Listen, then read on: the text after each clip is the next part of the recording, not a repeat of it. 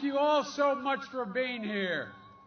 I tell you what, I do miss the opportunity to just wander in and shake hands with all of you, but we decided a while ago that we were going to try to be responsible and not be, I won't get into it, but just be responsible. And so thank you for wearing your mask, and thank you for the social distancing, and thank you for being here. Ladies and gentlemen, Manny and Patricia, I want to thank you so much for being here today, for sharing your memory of Joaquin. Folks, I know what it means to lose a child, and many of you do as well. And no matter how often, no matter how long ago it's occurred, every time you stand up and you want to talk about your son or daughter that you lost, it brings back the memories as if it happened 10 minutes ago. It takes a lot of courage to stand up and talk. And it's like you feel like you have a black hole has been ripped in the middle of your chest and you're being sucked into it. But you know, through your courage and the courage of the Parkland families, like my friend Corey Hickson and his mom Debbie and brother Tom, who are here today, and other students who led the march for our lives to take on the NRA and win. We're going to help us all turn tragedy into purpose. I want to thank you for your bravery. Thank you for your resolve. I want to thank all the speakers that went ahead of me, including the NBA stars joining us today. You know, I tell you what, the Miami Heat. You ever hear of the Miami Heat? I guess. Well, I'm allowed to say nice things about the Miami Heat, even though I come from Sixers country. I apologize for that. But I want to tell you, they made it to the finals full of grit and toughness. And Karl Anthony Towns, Karl, he knows what it's like to deal with this coronavirus. Karl and his dad lost their mom and wife back in April. And a lot of these families didn't have to lose anybody. And Matt Barnes, thank you very much for being here. As well as my friends, Congressman Ted Deutsch, thank you for the passport, Ted, into your district. I appreciate it. And my friend Debbie Wasserman Schultz. We've got to send them both back to the House of Representatives. We're going to increase the numbers in the House of Representatives. 5 days left, folks. Millions of Americans are already voting. Millions more are going to vote by the end of this week. And I believe when you use your power, the power to vote, you're going to change the course of this country for generations to come at home and abroad. This election is the most important one you've ever voted in, whether it's your first or 10th. Ladies and gentlemen, the heart and soul of this country is at stake. Right here in Florida. It's up to you. You hold the key. If Florida goes blue, it's over. It's over. Look. Press has heard me say this a long time. Wall Street and CEOs didn't build this country. People standing out here in their automobiles, you're the ones that built this country. The middle class built this country. And unions built the middle class. You're the ones who are going to save the country now that you build it.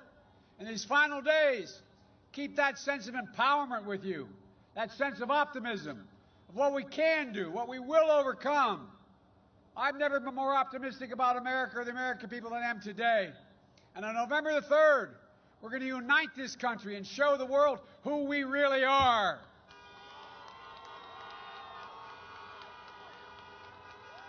I know it's hard. Over these past few months have been so much pain, so much suffering, so much loss. Over 225,000 dead Americans because of the negligence and the consequence of COVID. More than 16,000 here in Florida alone. As I said in April, Karl Anthony lost his mom. Millions of people out there are out of work, on the edge, can't see the light at the end of the tunnel, and Donald Trump has given up. Over the weekend, his White House Chief of Staff said, and I quote, "We're not going to control this pandemic." In the debate last week with Donald Trump, he said, "We're rounding the corner. It's going away. We're learning how to live with it." No, he expects us learning how to die with it. That's what I told him. He's doing nothing. We're learning to die with it. Donald Trump has waved the white flag, abandoned our families, and surrendered to the virus. But the American people don't give up. We don't give in. And we surely don't cower, and nor will I under any circumstances. President Trump's super spreader events that he's spreading more virus around the country, and here in Florida today, he's spreading division in addition, division and discord. We need a president who's going to bring us together, not pull us apart. I'll put in place a plan to deal with this pandemic responsibly. I've already done it. And bring this country together around testing, tracing, and masking. It's estimated by the leading doctors in America, including Trump's own director of the CDC and Dr. Fauci. They called for a mask mandate last week. If we just wore masks over the next few months, we could save 100,000 projected deaths, 100,000 lives. We're expected to lose another 200,000 people between now and the end of this year if we do nothing. This is not a political statement. It's a patriotic duty, for God's sake. But still, Trump refuses to listen to the science. And we shouldn't be politicizing the race for a vaccine either. We should be planning its safe and equitable and free distribution, providing the funding for PPE, the mask, and everything we need to protect ourselves, setting a national standard for schools and businesses to reopen, bringing together Republicans and Democrats to deliver the economic relief that's already been passed in the House of Representatives, for working families, the unemployed, for schools, for businesses, allowing you to stay in your home, but you don't have the money for rent, allowing you to stay in your home. 20 million people are on the cliff of losing their home for next month's mortgage payment. I've said it before. I'm not going to shut down the economy. I'm not going to shut down the country, but I'm going to shut down the virus. Look,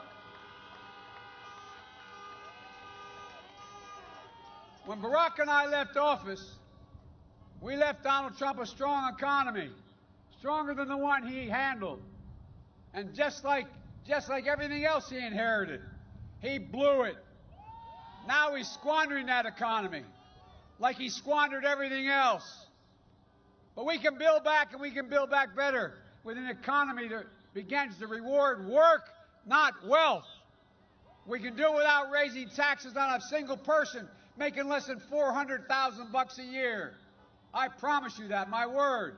But if you make $400,000 and above, you're going to start paying your fair share. Ladies and gentlemen, all we're going to ask is the wealthiest among us and the major corporations just begin to pay their fair share.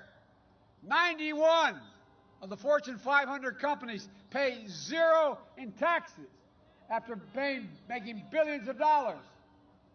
They have to pay a minimum tax. Let's look. Why should a firefighter, an educator, why should a nurse pay a higher tax rate than the super wealthy? Why should you pay more taxes than Donald Trump pays?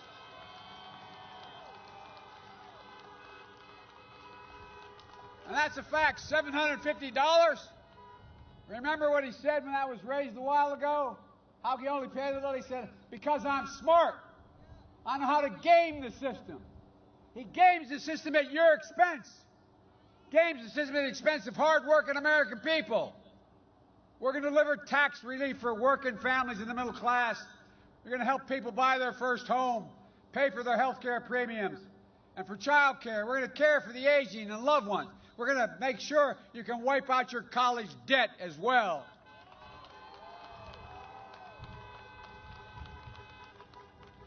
We give more help to racehorses than we do college students. Look, Trump got this Supreme Court justice passed. And he did it for one reason, to try to destroy the Affordable Care Act again. Since he got in office, he's been trying to, and the Republicans have been trying to multiple times, try to get rid of the Affordable Care Act. But if they get their way, this time, 100 million Americans will lose their protection for pre-existing conditions if you have asthma, diabetes, any pre-existing condition, they can charge you so much you can't afford anything, including 8.4 million Floridians who have pre-existing conditions are now covered. Complications of COVID, heart scarring, lung scarring, heart disease, they're going to become pre-existing conditions, allowing insurers to jack up your premiums, deny your coverage. And most people don't remember it, particularly the young people. Women will once again be able to be charged more for health care just because they're a woman. Donald Trump thinks health care is a privilege. I think it's a right of every American.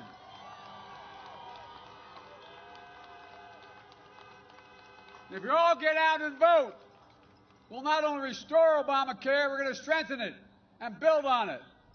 The Biden plan is going to make sure if you have private insurance, you want to keep it, you can keep it. But if you also have an option under my plan to have a Medicare-like option, a public option. We're going to increase subsidies for lower premiums and deductibles, out-of-pocket spending. We're going to reduce, and we are going to reduce prescription drug prices, the experts acknowledge, by 60%. Folks, we're going to make sure we keep preconditions and protections for people with those conditions. We're going to protect Social Security and Medicare. Meanwhile, the Social Security actuary says the plan that Trump says he wants to institute if he's reelected would bankrupt security by the year 2023. Ladies and gentlemen, people paid into that for their entire careers. Go home and tell that to your parents and grandparents. It will not happen on Biden's watch. Folks, we need to vote for the legacy of Ruth Bader Ginsburg. She was proof that courage, conviction, and moral clarity can change the world without being vicious and mean. She and Justice Scalia disagreed on everything, but they were friends. They disagreed. We got to get back to that. Politics has become so ugly and mean and disruptive. But we can be the voices for justice in her name. We have to make our voices heard. You have to vote. You have to vote because while Donald Trump fails to condemn white supremacy, we can deliver on racial justice. Donald Trump, he doesn't believe there's any such thing as systemic racism as a problem. He won't even say Black Lives Matter. Well, you know and I know Black lives do matter, and so do others. That's why this season of protest has broken out all across the nation. Let me make it clear. Protesting is not burning, it's not looting, it's not violence, and must never be tolerated, and it won't. But these protesters are a cry for justice from communities that have long had the knee of injustice on their neck. The names George Floyd and Breonna Taylor, Jacob Blake, I bet all their families, they're not soon going to be forgotten. Not by me, not by us, and not by this country.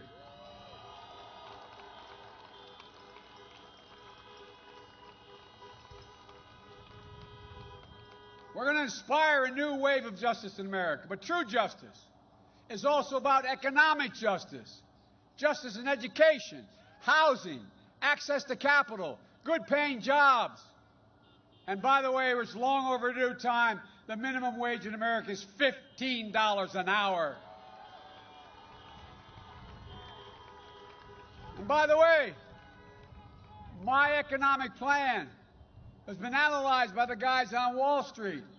You know what they say? They say my plan will create 18.6 million good-paying jobs, 7 million more than he's going to be able to create if he got elected, and $1 trillion more in economic growth. What he's forgotten, when you all do better, everybody does better. Everybody does better. It's not a zero-sum game. It's about financial stability and giving families of color a real shot to own a home, to start a business, to send a child to college debt-free so it can build the wealth, pass on opportunity down through generations. Is that how every white family that came from my background got it? They were able to get a house, build an equity, pass it on, and grow it. That's what we're going to do. We have to vote to ensure the full promise of this country.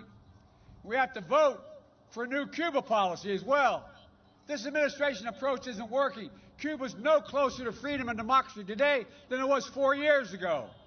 In fact, there are more political prisoners, and secret police are as brutal as ever, and Russia, once again, is a major presence in Havana. So much for his policy. President Trump can't advance democracy and human rights for the Cuban people or the Venezuelan people, for that matter, when he has embraced so many autocrats around the world, starting with Vladimir Putin and Kim Jong-un of North Korea. Trump is the worst possible standard bearer for democracy in places like Cuba, Venezuela, North Korea. For my entire career, I stood for democracy and human rights, for freedom of the press, assembly, freedom of religion, and against dictators, whether they're left or right. Folks, it's unconscionable that the Trump administration says it cares so much are deporting hundreds of Cubans and Venezuelans back to their dictatorships. Trump loves to talk, but he doesn't care about Cuban and Venezuelan people. He won't even grant temporary protective status for Venezuelans fleeing the oppressive regime of Maduro, who I've met with, and he's a thug. Folks, I will, but we have to vote. And finally, we have to vote to meet the challenge of the climate crisis. This guy doesn't understand much of anything. You've all seen the impact, more than most. Devastating hurricanes that lay waste to whole communities. Economic toll is astounding. It grows every year. And the human toll is worse. Lost lives, lost homes, small businesses shattered. First responders put at risk. When you talk about global warming, Donald Trump thinks hoax. Well, then he says we should, by the way, do you know, this is the guy who is the stable genius. Remember, he's the guy that said our problem in the Revolutionary War, we didn't have enough airports. God's truth. He's also the guy when he talked about how many bad hurricanes are coming across the warm waters of the Atlantic from Africa. He said maybe we should nuke them. And also, by the way, you know, windmills cause cancer, according to him. Look, what's this guy talking about? But we know that we've got to do something about it. Combating climate change means jobs. We can unleash the American ingenuity and manufacturing to build a stronger, more climate-resistant nation, creating millions of new, high-paying jobs. And we can change the path we're on. But we've got to act now. This country can't afford to wait 4 more years of Donald Trump's denial, who thinks the only responsible to the people who voted for him. I don't see the presidency that way. I don't see the presidency that way. In 2008 and 2012, Florida placed their trust in me and Barack. And each day we were in office, we worked as hard for you and the entire country as we did, not red states, blue states. It was always the United States of America.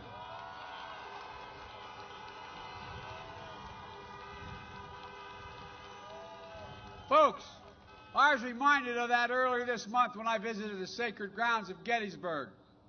Abraham Lincoln taught us that we need to unite our nation, that a house divided cannot stand.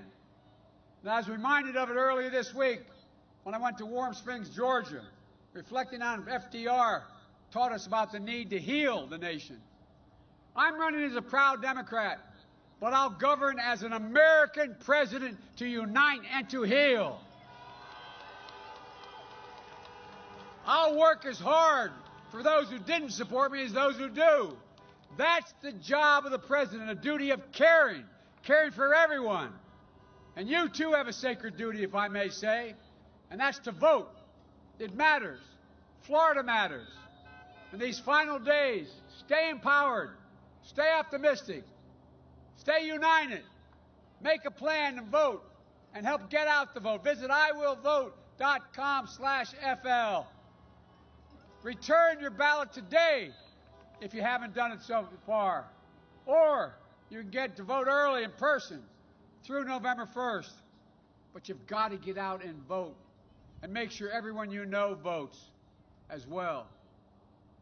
Folks, there's nothing we cannot do, from beating the NRA to restoring rationality in the climate. I'll never forget what President Kennedy said when he promised to send us to the moon in his speech. He said, "We're doing it because we refuse to postpone." That's what Americans do. We refuse to postpone what is needed. I refuse to postpone the work America must do now. There's nothing, this is not hyperbole, there is nothing beyond the capacity of the United States of America. There's no limit to America's future. We're the only country, every crisis we've inherited, we've come out of it stronger than we went in it, because this is the United States of America. And the only thing that can tear us apart is America itself. A president like Trump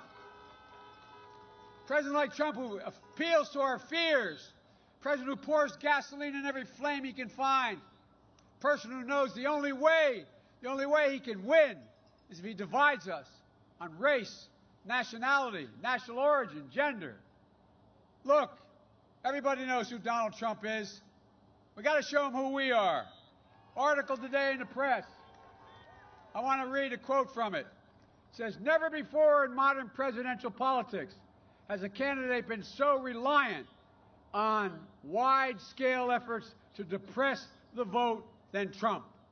He knows if you vote, he can't win. Why do you think they're spending so much time keeping black folks and brown folks and poor folks from being able to vote? Why making it so hard? Because he knows when America votes, they reject people like him. We choose hope over fear. We choose unity over division. And we choose science over fiction. And yes, we choose truth over lies. So, folks, it's time to stand up, take back our democracy. We can do this. We can be better than what we've been. We can be who we are at our best. As I said, the United States of America. There's nothing beyond our capacity, I promise you. I promise you. And I promise you, if you elect me, when I'm wrong, I'll acknowledge it. I'll take responsibility. But I tell you what, I'm going to unite this country, and we're going to move like we haven't in a long time. God bless you all, and may God protect our troops. Thank you, thank you, thank you.